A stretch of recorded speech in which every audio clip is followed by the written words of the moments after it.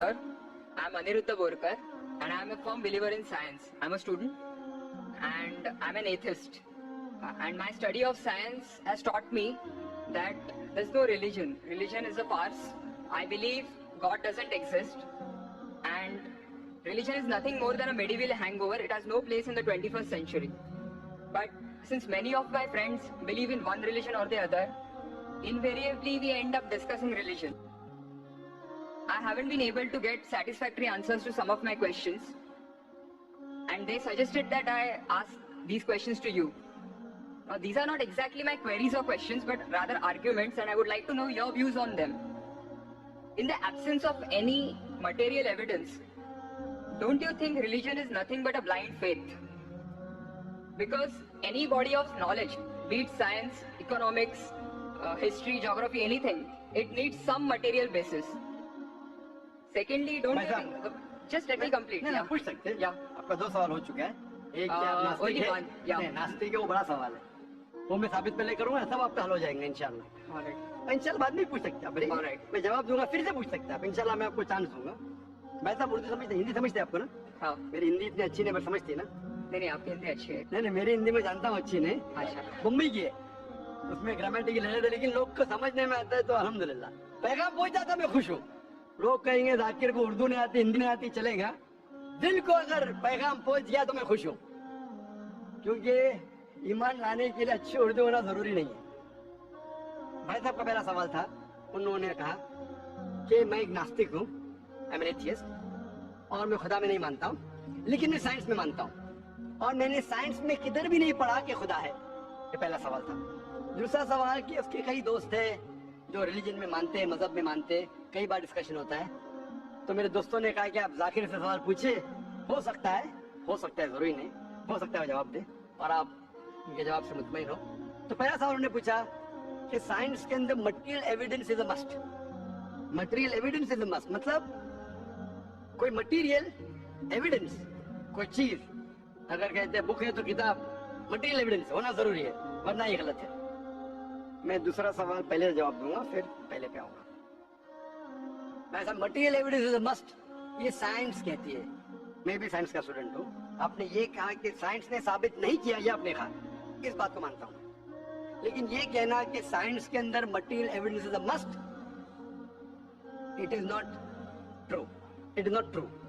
अक्सर evidence is must, लेकिन अगर ऐसा प्रूफ है जो लॉजिकल है, मंतिक आपके दिमाग लॉजिक के हिसाब से, तो मटेरियल होना जरूरी नहीं है।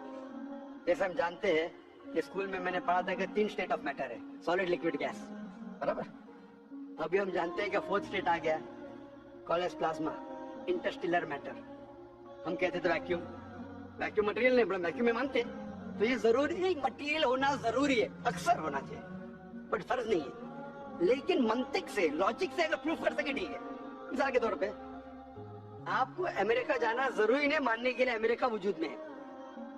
अमेरिका मटेरियल है, ठीक है, जमीन है, आपको अमेरिका जाना जरूरी नहीं है, अमेरिका का फोटो देखना जरूरी नहीं है। अगर कोई लॉजिकली प्रूफ कर चुका है, आप उसके लॉजिकल आर्ग्यूमेंट्स में मानते हैं, तो आप संतुष्ट होंगे, आपको यकीन हो जाएगा कि अमेरिका है। उसी तरीके से वैक्यूम, इसी तरीके से कितनी चीजें हैं जो साइंस ने प्रूफ किया है विदाउट मटेरियल एविडेंस। कई चीज जो स्पेस और एस्ट्रोनॉमी में है, वो अपने लॉजिक से प्रूफ करते हैं, जैसे so many billion of years, there is no proof, material proof. वो लॉजिक से प्रूफ करते हैं कि स्टार इतना दूर है, light travels at so and so speed, logic, it is not material evidence. आप समझ रहे ना? बट अक्सर आमतौर पे मटेरियल एविडेंस है, लेकिन हमेशा जरूरी नहीं है, ठीक है ना? If I could add something to this, this means science is dynamic, whereas religion is static. You can't question anything that has been told to you by your ancestors in religion, which is not the case in science. I can just walk in and challenge any big scientist on merit, but religion doesn't allow that.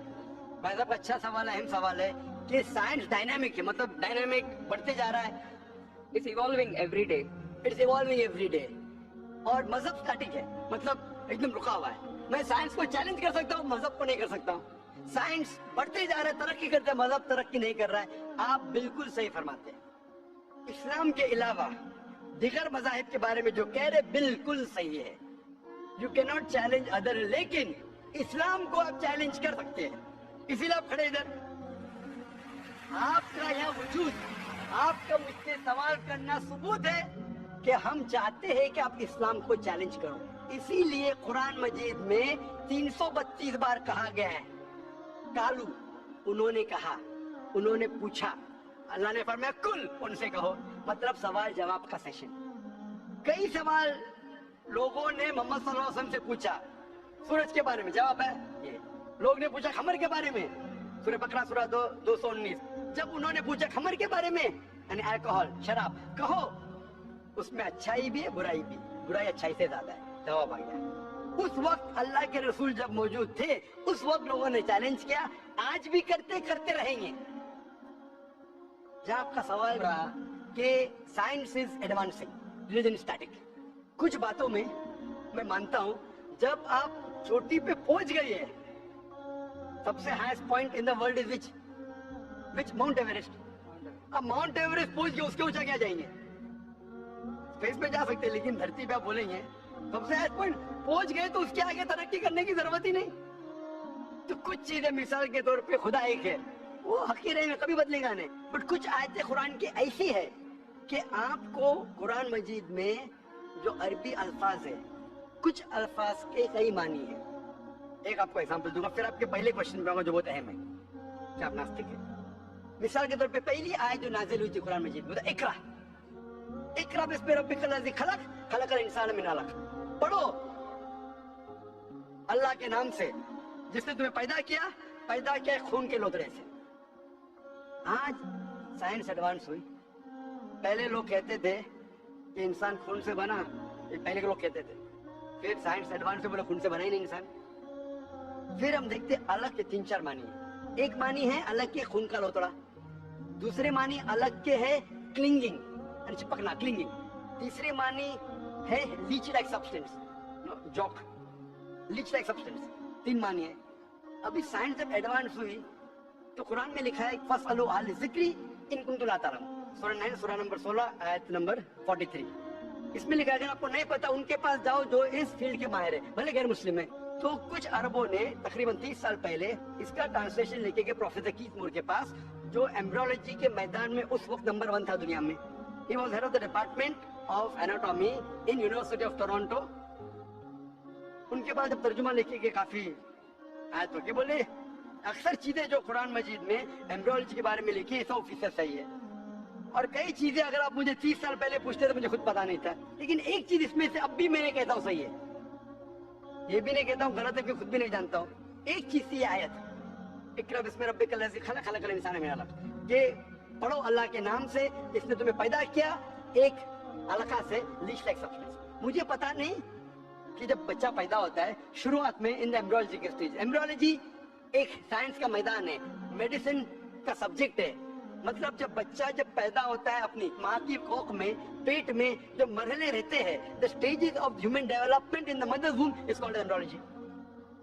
تو professor Keith مور نے کہا مجھے نہیں پتا کہ بچہ جب شروعات میں جب ماں کے پیٹ میں رہتا ہے ایمبریولوجی کے سٹیجز, وہ لیچ جیسا لگتا ہے. تو کیا کیا اس نے, مائکروسکوپ میں, پاورفل مائکروسکوپ میں جا کے دیکھا, انیشیلی وہ چھوٹا رہتا ہے, you can't see with the naked eye, آپ کے آنکھ سے نہیں دیکھ سکتے. اور اس نے کمپیر کیا جوک کے فوٹوگراف سے, لیچ کے فوٹوگراف سے کمپیر کیا, اور وہ چونک گیا کہ بالکل یکساں ہے. اس وقت ہمیں پتا نہیں تھا, پتا لگتا ہے کہ قرآن کی آیت اقرا بسم ربک الذی, اس وقت ہم ترجمہ کرتے تھے خون کا لوتڑا, خون کا لوتڑا. پہلے لوگ یقین کرتے پھر بولتے ہیں تو غلط ہے, خون کا لوتڑا تو ہے نہیں, قرآن غلط ہے. اب پتا چلا وہ خون کا لوتڑا اس کی معنی نہیں تھی, معنی تھی لیچ لائک سبسٹینس. جب اور تحقیق کے پتا چلا کہ جب بچہ اپنی ماں کے پیٹ میں رہتا ہے یوٹرائن وال کو کلنگ کرتا ہے, اٹ کلنگز ٹو دا یوٹرائن وال, کلنگنگ ورک بھی ہو گیا. تھرڈ ہمیں پتا چلا کہ ماں کے پیٹ میں جو بچہ رہتا ہے وہ it act like a leech, blood sucker, وہ ماں کے ذریعے خون حاصل کرتا ہے, لائک اے بلڈ سکر. 3 معنی صحیح ہو گئے. آج یہ بھی پتا چلا کہ پہلے ہفتوں میں पहले चंद हफ्तों में ब्लड खून सर्कुलेट नहीं होता है और दिखने में वो खून का लोतरा लगता है। जो हम समझते थे 20 साल पहले खून का लोतरा गलत तर्जुमा है, आज पता लगता है कि चारों तर्जुमे सही है। खून का लोतरा भी सही है, वो चिपकता है clings to the uterine wall वो भी सही है, वो जो लीच जैसा दिखता है वो भी सही है, लीच जैसा बिहेव करता है वो भी सही है, चारों सही है। हमें यकीन है कि अल्लाह खुदा हमारा ईश्वर, आप मानेंगे नहीं ईश्वर में अभी, वो इसलिए पहले सवाल का जवाब पहले देखा और अच्छा होता था।